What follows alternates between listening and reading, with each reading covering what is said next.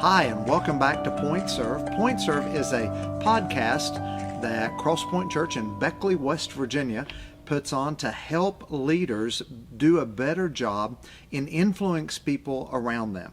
And as you influence the people in your life, you understand that we need tools in our toolbox to make that happen.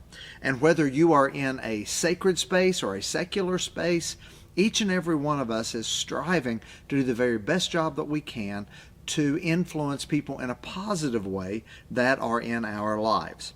And so today we're going to be looking at personality. And all of us know people with different personalities, and a lot of ideas have been shared as to what personalities look like, who they are, and all of that. And I've gone through and worked out some personality ideas that I have kind of placed into our vernacular here in Appalachia. And we always look for leaders who we think many times are like us, but that's probably not what we need. As a leader, I have weaknesses. As a leader, you have weaknesses. And because that we have those weaknesses, we need to get into the habit of staffing our weaknesses, not our strengths. All of us know where we're strong and how we are effective leaders in certain areas, but there are areas that we're not. And so in this process, I want you to know that leaders are all gifted differently. In the Bible, Romans 12, 1 Corinthians 12, Ephesians 4, all of these places we find different leadership types. And we're also told that there is a place for every type of leader within an organization. Wherever you work, maybe the church that you're serving in, you need different kinds of leaders to be able to serve in different areas. And we also need to understand that where I am weak, if someone else is strong, then together as a team, we are so much better. And that's why we need to value those differences. We need to value the way that we look at things differently. And so when we are walking our way through that, we realize that we have been wired in a particular way. And so if I can celebrate how you're wired, you can celebrate how I'm wired, and we can see how we can interconnect and move our organizations further, then we're going to have some amazing things. Today I want to look at 4 different personality types.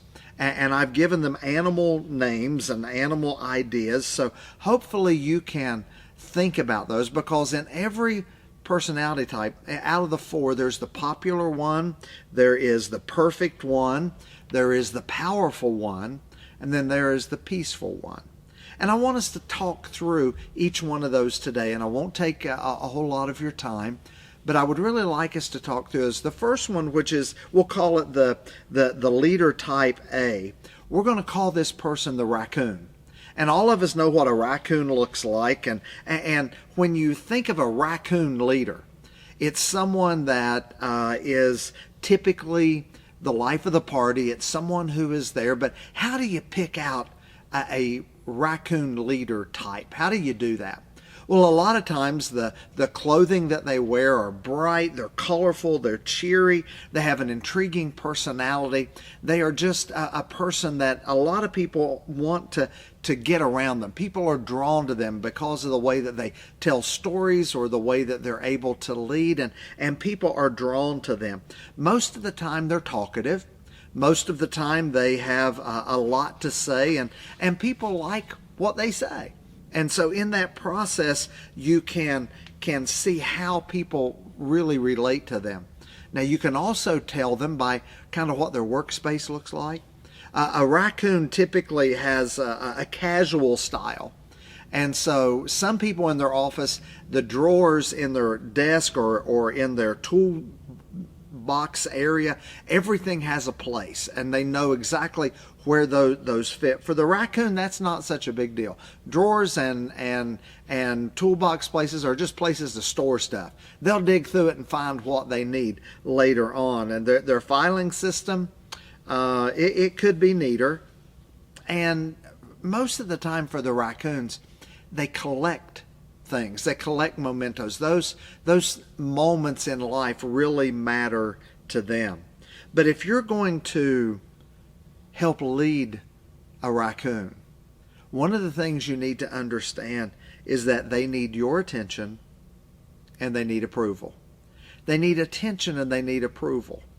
Even though they're the life of the party and you think they've got everything under control, they're the ones that really need that. And a raccoon's motto could probably be, look at me. And so as you are walking through learning the people around you, look for the raccoons in your life to fill a place where they would fit. Leader type B, we're going to call that the beaver. All right. And the beaver is a person that, different from the raccoon. They have everything pretty much in its place. They have everything where it needs to go. They are people that are typically real tidy. And they try to dress well and they try to make sure everything looks good. Now, unlike the raccoon, their clothing is pretty conservative. Their colors are pretty conservative, kind of gray and khaki. They're really happy with those things, and everything kind of goes with that. But if you know where they work, you'll discover that where they work is typically organized and it's professional and it's in place. Their workbench or their desk, the current project is right up on top there, and they keep their calendar handy. If anybody needs to know, they are the progress and the process people. They really want to know how things are moving and where it's going.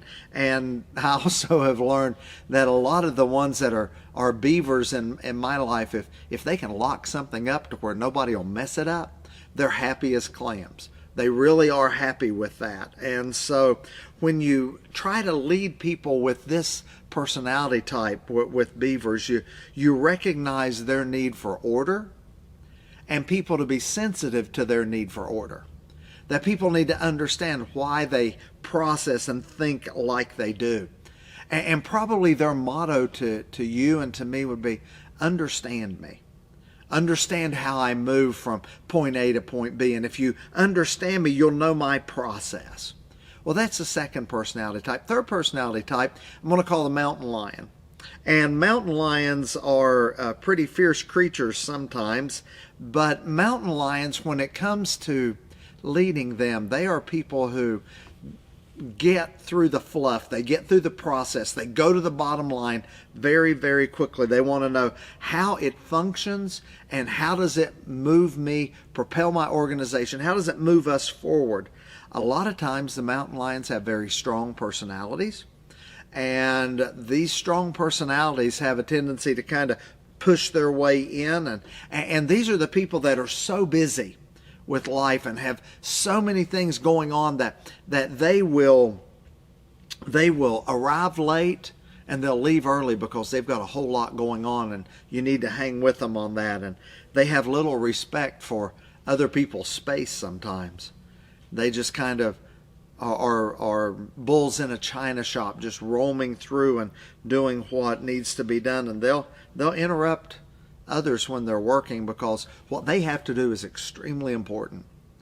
But if you've got people with a mountain lion personality and you are working with them, you begin to help them, and their workplace, just like the other personality types, no frills, just as bare bones as it can be, only what they need to get the job done. But what mountain lions need the most from those around them is to appreciate them, not always for who they are, but for what they do and what they accomplish, to appreciate them with that. And then someone said that their motto is, do it my way now.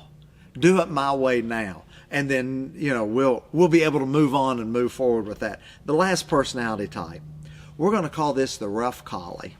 And a rough collie, if you grew up ever seeing Lassie on television, or have even seen pictures of a collie with long flowing hair, and their snout is typically long, and they're great with kids, they're great around other people and even other dogs, that's that last personality type. And the collie dog is something that I think all of us can kind of relate to. And a lot of people are like that. They are collie dog personalities are kind of middle of the road people. They're not maybe as quirky as some of the other personality types, and they don't have a lot of glaring faults. If you remember Lassie, when Timmy fell in the well, Lassie always went to get somebody and barked at them so they would be able to come and get Timmy out of the well.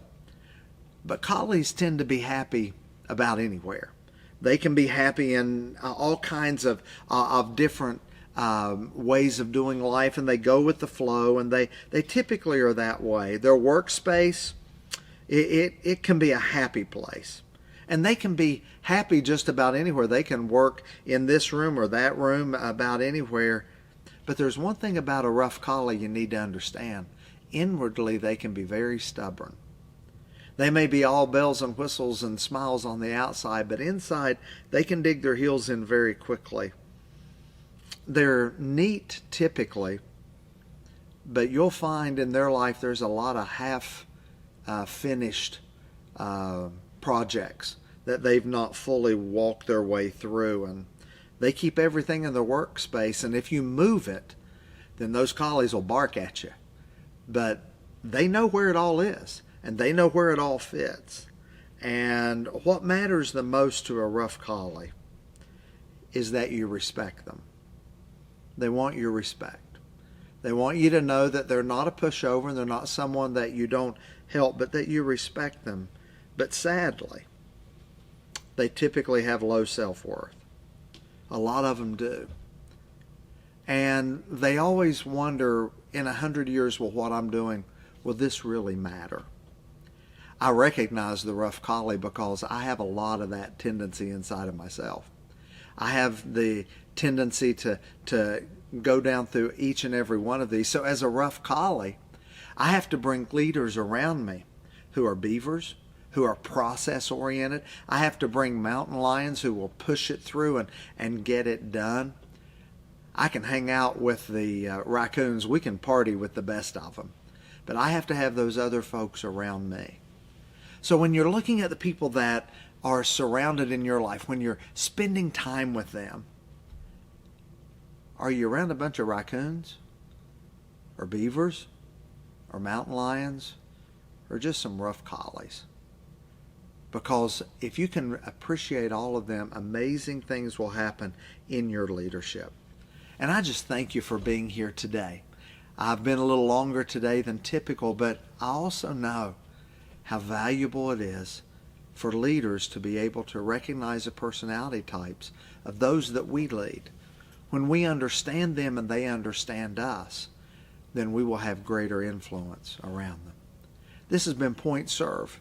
From Beckley, West Virginia, Cross Point Church, my name is Vondi, and I am so glad you're here. I want to thank Mike Smith for our production today. And feel free to email us at pointserve@beckleycrosspoint.org. We would love to hear from you, and we hope that what we share with you, whether you're a raccoon, a beaver, a mountain lion, or a rough collie, will help you be a better leader wherever you have been placed to influence those around you. This has been Point Serve. See you next month.